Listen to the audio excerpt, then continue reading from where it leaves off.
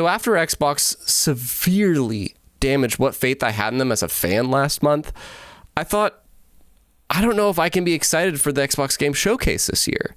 Like, what is the point of looking forward to a future that success is rewarded with closure and leadership's messaging is just not believable? So I sat down, gathered my thoughts, and thought of the 5 things that Xbox can do, at least if they do in decent capacity, that might be able to win my heart back as a fan. But if they don't, well, I don't know. The first thing is just all-encompassing. A very quick note, let the games do the talking. Xbox leadership just is not believable right now. I see a lot of people saying, how come they're avoiding this? How come they're not talking about this? And I just want to know the future of this at the showcase. I don't. Why would we need leadership to speak after so much previous talk from that same leadership people want to speak has been just totally proven false? What is the point? I just want to watch this showcase with just the devs talking and just watching the games. Let the games speak. I don't know if there's enough time for them to have made that change. I'm sure they had the heads in that whole thing, Phil Spencer, Matt Booty, Sarah Bond, whatever, but I kind of hope that they just edited them out. And the next 3 points are what they edited them out for. Like point number 2, Activision Blizzard King feels like a part of Xbox. Since this deal closed over 6 months ago, we have not, the consumers, have not really had much benefit at all. I know folks want to say Diablo 4, yeah, we got that, but what else? There's been no benefit to the consumers in terms of Game Pass. There's been little to no marketing involved with Xbox. Like, it just doesn't feel like Activision Blizzard King is part of Xbox. So by the end of this show, if I feel like that $70 billion was worth it for us, the people, I'm going to be stoked. Like that massive Game Pass drop, we still have not gotten. Where's Prototype? Where's any of the Call of Duties? Where's StarCraft? Where's Diablo? Where's Tony Hawk? Where's Spyro? All of those are still not on Game Pass. They keep on going on sale. Those have to be, there has to be a massive drop by the end of this show for Game Pass people. But it's not just about the old games. It's about also the future. You know, like, don't let Call of Duty Black Ops 6 be the only thing at this show that you have to show for like the future that's going to be coming to day one on Game Pass, which is still mind-blowing. I didn't do a video about that, but that's to me quite crazy. But to address the fact that BlizzCon was canceled, a spot that many Blizzard fans come together to get big updates and just have community togetherness, give the Blizzard fans something that's going to be coming to day one on Game Pass as well. And stay tuned, because I'll be laying out exactly the whole plan as to how they could make this show bomb. Like in what might be the most important thing in point number 3, Bethesda's sacrifice. Bethesda lost 3 of their 8 studios. They went from an 8 studio publisher now to 5. Make us feel and make us understand the point of that. Make us really get it.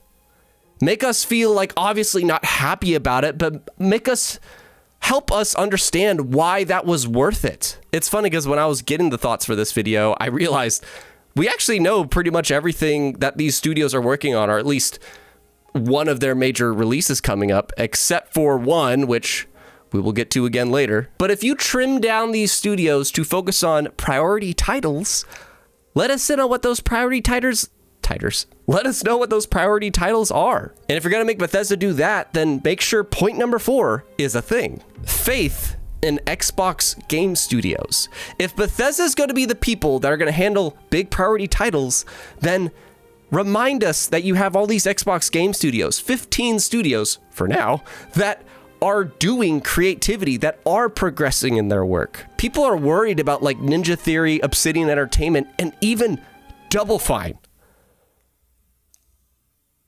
They can't touch Double Fine. Just the quick personal note. If we're speaking business and you're making the publishers that you bought, Activision Blizzard, King, and Bethesda, ZeniMax, if those people you want to handle the big IP, let us know that your in-house studios are still making stuff that's like indie, AA, AAA, quirky, just different all over the spectrum, and make it feel like things are progressing. What's happened with those numerous CGI reveals that we got in 2020? I think we got like 6 of them. 3 of them pretty much out or about to be out, and the other 3, we have no idea what's going on. And that was 4 years ago. But the last general feeling I'd like to walk away with the showcase with is Xbox Game Pass isn't going anywhere. Game Pass is how I became a fan of Xbox. And this might be a controversial statement because there's many people that, believe Game Pass will be bad for the industry, and maybe it will be. But for now, I love it as a consumer, and someday soon, I still want to do a math video about how Game Pass is functioning I don't know, that's a separate topic for another time, so subscribe. But as much as this show could be filled with first-party stuff, make sure you are still bringing in neat, big, and small titles to the service. Remind us that it's not just the first-party output. There is other people coming into this service. Even though first-party-wise, things are kind of daunting with how many projects are in the works. And on a small note, please spread out those first-party releases a lot better.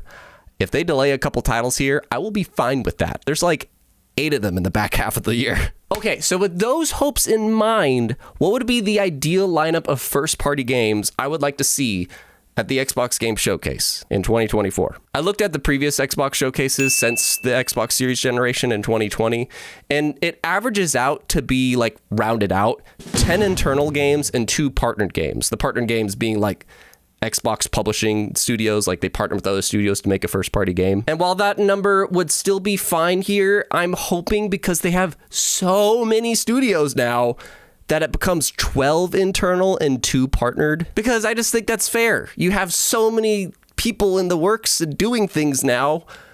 Why not up that a little bit? You can make half the show first party, half the show third party. So with those total 14 reveals, 3 of the 12 in-house studios has to go to Activision Blizzard. Besides Call of Duty Black Ops 6 showing off very well, which it's going to get its own direct, so I don't need to worry about that, and I really do hope it's like the Call of Duty that draws me in, Diablo 4 Vessel of Hatred. Make that the first Blizzard expansion property, whatever, that people can get with Game Pass Ultimate. Folks might be saying, why not regular Game Pass? It's because it's DLC. What we're promised with Game Pass is first-party titles launched day one onto the service. DLCs is how they make more money, so I get it. But like Gears of War 5, it was called Gears 5. Like Gears 5 with Hivebusters and even partner-wise Persona 3 Reload with its upcoming episode DLC, those things were included if you were an Ultimate member. So make Vessel of Hatred the first big expansion for Diablo 4, like day one for Game Pass Ultimate members. And this also might confuse you, but World of Warcraft. Give us a cinematic of World of Warcraft.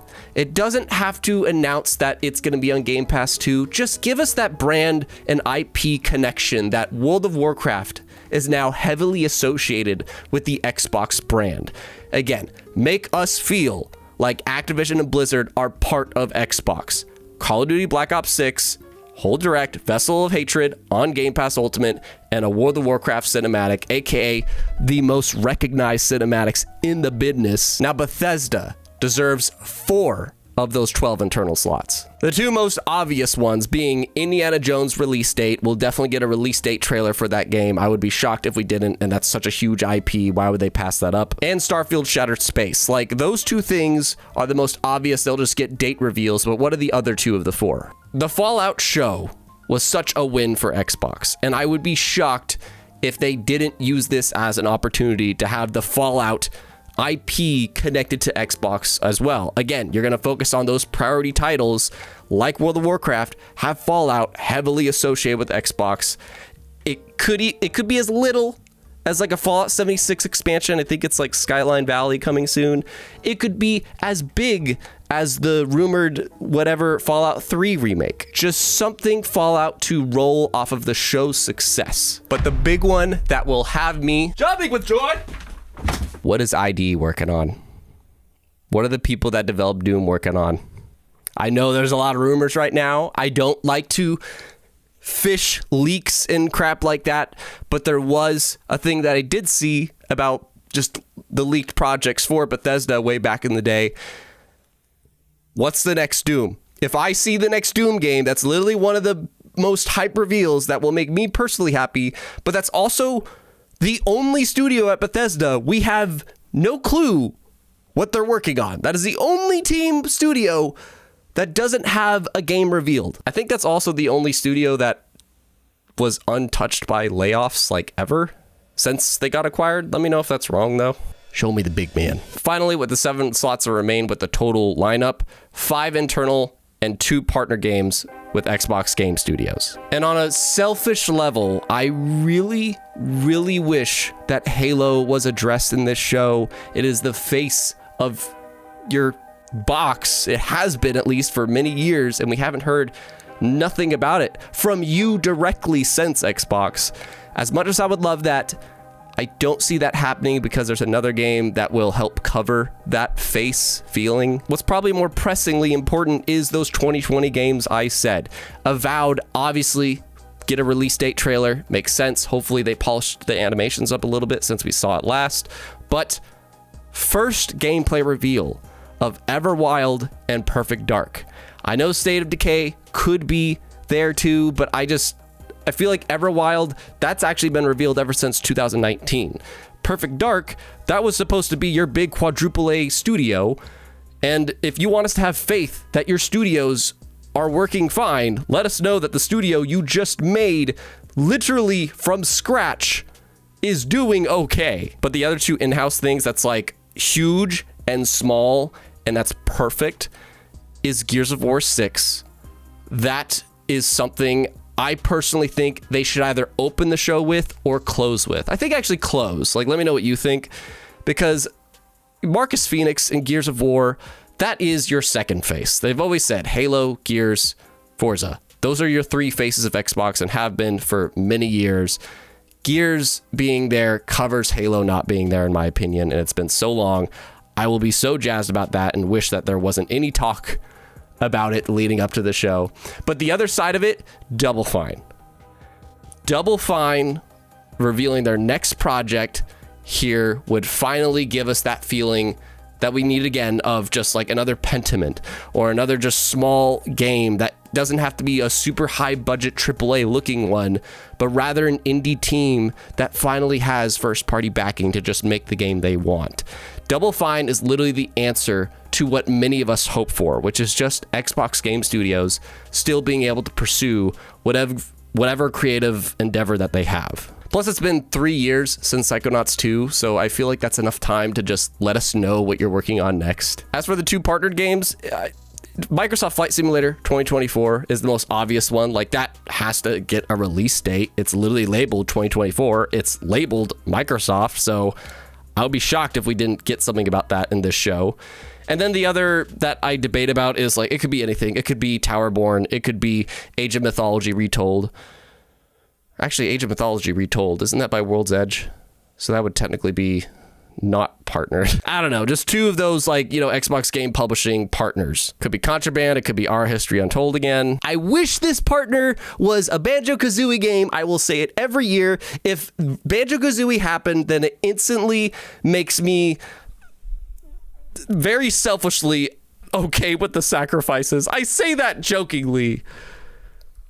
Mostly. Like, there's a lot I want from this list that you'll hopefully just list it out for me in the comments, but realistically, this gives me everything I want. Updates on long overdue projects, Activision Blizzard King feeling like a part of Xbox, making us see what Bethesda is working on that the sacrifice was for, and games and creators are doing the talking. Just let the games do the talking. The showcase is coming up in a week, and I'll have thoughts on it after that you could watch here. So subscribe for that and more thoughtful speculation and emotional reactions about just our venture with video games and the hype surrounding them.